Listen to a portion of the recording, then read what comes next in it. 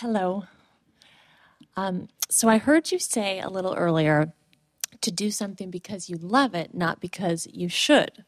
And I agree that feels so much better to do something because you're really invested and not feeling you should. So I had this situation recently with my boss who said, we're changing your job description and you should like it. And I don't want to hear if you don't like it. It's just, you should like it. I'm your boss. I tell you what to do. And I'm thinking to myself, no, I love my work. That's just the way I am. So I don't believe that, what she says. But at the same time, I know I can't change her, and she's the one at this point, at least, making that decision. So I have this desire to be heard, to be treated with respect, and to do the kind of work that I love. All right, so you're giving us the opportunity to give you exactly what we've been waiting to give you all day here. In other words, this is the perfect timing for this. Okay. So your boss is saying, I want you to do this thing that I'm pretty sure you don't want to do, and I don't want to hear any guff about it. Mm-hmm. Sort of sounds parental, doesn't it? Yeah. And we want to say, we want you to do this thing that she wants you to do, and we don't want to hear any guff about it. But we're telling you that for this reason. You see, here you are, working there. That's what's culminated so far. Yeah. And if you can understand that by doing what you need to do and making the best of it, you free yourself to go all of those places that you've been wanting to go, then you go there quickly. But at every moment you squirm and fuss and fret and demand that you're right, and you are. You point upstream and you hold off what's waiting for you downstream. Isn't that interesting? Yeah, that's not what I thought you'd say. We know it isn't. Nobody gets this.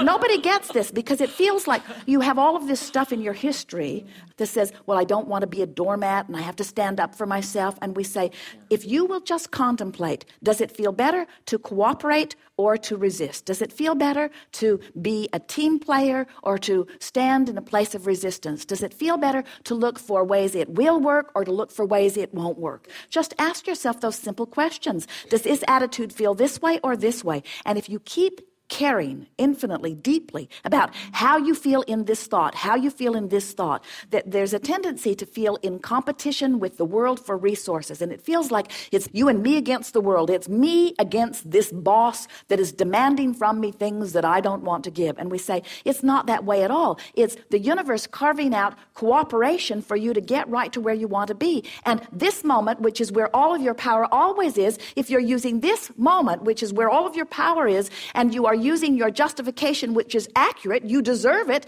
In other words, you're using your justification to demand that you're right, and you're still pointed upstream. Guess what? You're still pointed upstream, no matter how right you are.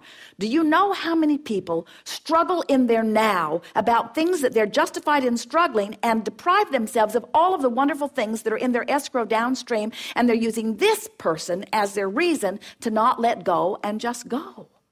So what are we saying? Stop fussing over what you've got to do today and just do it and make the best of it. And as you just do it and make the best of it, you'll feel better, and now you'll get to the better stuff that's lined up for you. But as you struggle in it and say, I shouldn't have to do that, and who does she think she is, and why doesn't she do it, and why are they changing my job, and I liked it better before, and I thought I was making headway, and now it feels like I'm stepping back, and I really think it's a personality thing, and I really think she's just jealous of me. I think really that she's just threatened by me because I have more actual native talent in this than she does. And you're upstream, accurate, but upstream, and everything you want's downstream, where if you stop and you say, well, wait a minute, I don't have the bigger picture, and it's not my job to have the bigger picture, and I'm good at what I do, and I can make the best of wherever I am, and I'm happy once I get focused on anything, and I'm sure there are some things about this that I haven't even really thought about, and I do want to be a team player, and I do want to be advantaged to this company as a whole, and I do appreciate that it's floating so well and that it's paying so well, and there's not much about it that I'm not happy about anyway, and I can do this, and it's all temporary anyway on my my way to things that are more in alignment. And so I can like it because I like it, not because somebody is demanding that I like it. That's the thing that's stuck in your craw. What you want to say to her is, oh, I'll like it, but not because you say I have to.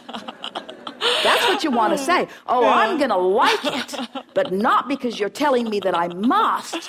I'm going to like it because that's my nature. I'm going to like it because I'm going to look for the positive aspects of it. I'm going to like it because this job's been good for me. I'm going to like it because I deserve to feel good. I'm going to like it because I have to spend all day, every day here, and I want to feel good where I am. So I'm going to like it because I want to feel good while I'm here. I'm going to like it because it's a good place to be. I'm going to like it because I'm really good at this.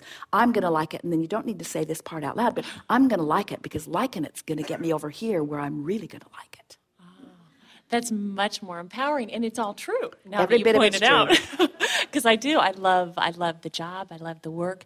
So you're suggesting liking it, embracing it, but still holding this other desire to do. Yes, we're always something talking different. about, you've got two things going on all the time. There's the action journey, which is what life is culminated to, and there's the emotional journey, which is how I'm feeling about what I'm living. And as you're focused upon the emotional journey, in other words, as you're going through the action segments of your day and you're looking for reasons to turn and go with the flow, what happens is the things that are waiting for you in vibrational escrow show up faster, and you have more fun along the way to them. But as you're nitpicking over where you are, humans look at it often this way. They say, I want to be over there, but I'm over here. And instead of focusing upon the journey between here and over there, they want to talk about being over here. They want to make where they are the big deal. And we understand why, because your physical senses cause you to interpret this, and this reality feels big, and it feels significant, and it feels like reality, and it feels like talking about. But we want to say the more you talk about it as it is, the more it must remain as it is. Different places, different faces, but essentially the same thing. Where if you care more about how you feel than what you're doing, if you care more about how you feel than other people care about how you feel, in other words, if you care about how you feel more than you care about how they feel about how you feel, if you care about how you feel, what happens is you find that you can make yourself feel better anywhere.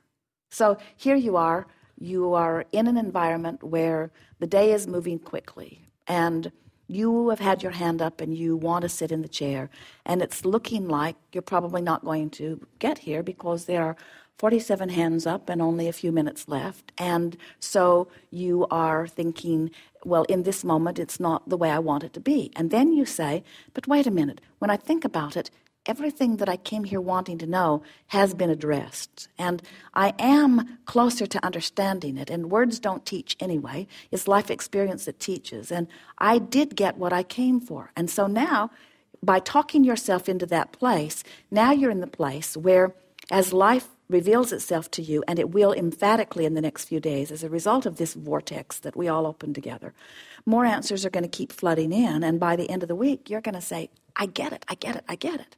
But if instead you are saying, I didn't get called on, and I paid all of this money, and I drove all of this way, and this is my one shot to get to do it, and that person sat in the chair and talked about things that didn't matter hardly at all, and I have this really, really big issue that would be really good for the whole world if they could just understand it, if I could just get the answer to this. So you're pointed upstream, you're not letting yourself go with the flow, and even though the universe is all queued up now you've been in this stream, the universe is all queued up to give you circumstances and events that will give you the answers to what you're looking for, you are pointed upstream, and so you have not received the benefit of that. And so you just talk yourself into turning.